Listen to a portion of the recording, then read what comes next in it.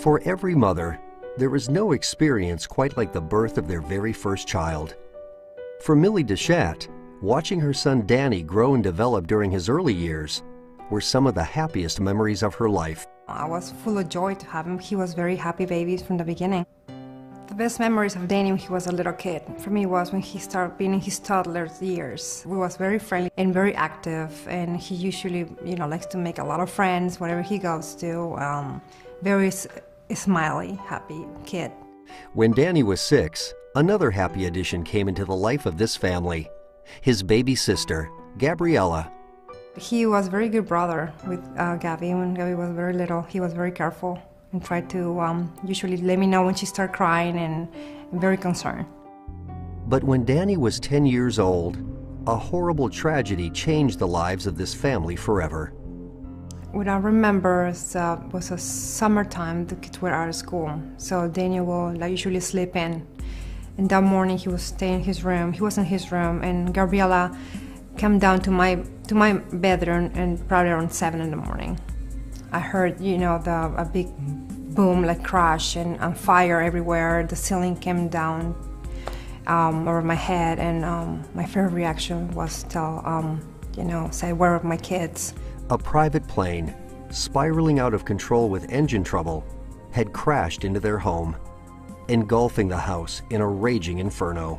Suddenly everything was flames, and I just ran out of the house, and after a while I saw Daniel coming from the back of the house, walking, and he was very afraid, and I think I just got to say, wait here, they're gonna come and help us. Millie escaped life-threatening injuries and was rushed to a nearby hospital. Danny's condition was far more serious. Little Gabriella perished in the fire. I knew the same day they brought me in the hospital. I just knew it. Still in shock from the news of her daughter's death, Millie was told that Danny was being airlifted from Florida to Shriners Hospitals for Children in Cincinnati. And I just said, Cincinnati? And he said, believe me, it was where you wanted him to be. Danny's greatest chance of survival was in the hands of the staff of Shriners Hospitals for Children in Cincinnati, worldwide leaders in burn care and research.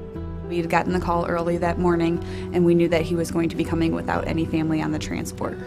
Danny was definitely one of the most, if not the most serious case I've seen. I mean, knowing the mechanism of the burn, jet fuel's very hot. It was, not much of his body was spared. With the severity of Danny's burns, his life was on the line. Chances of surviving an injury of this magnitude are only about 50%. The biggest concern with Danny's burn, which was extensive, it involved 95% of his total body surface area. And to avoid infection, which is his greatest enemy, one of the most effective benefits in survival is early excision. And to do that and get the majority of his burn off, we did a team approach where we had 2 surgeon physicians go to the operating room and start excising his burns. While Danny fought to survive, Millie was recovering from her own serious injuries in Florida. First time hearing my voice on the phone, he cried. I mean, he was, tears are in his eyes, and, he was trying to talk, but he couldn't. Separated from his mother and clinging to life, the staff did everything possible to ease Danny's fears and make him comfortable. When Danny first initially came, he was kind of in a state where he was not quite able to respond to us. So we would provide gentle stimulation at the bedside, rubbing his head, rubbing his arm, reading to him. After nearly a month, Millie was well enough to travel to Cincinnati to be with her son. It was an emotionally painful reunion. Oh, that was brutal. It was very bad. I just saw a young kid laying there with very afraid, and a lot of tubes around him, and monitors. And I think the saddest part to me was that when he saw me and just look at him and tell him everything is gonna be okay. It's very hard.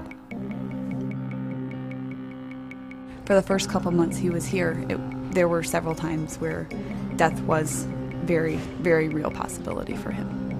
He put up a huge fight and continues to put up a huge fight. This kid has an amazing amount of strength. Danny's amazing spirit and will to survive helped him endure 42 surgeries and months of grueling recovery.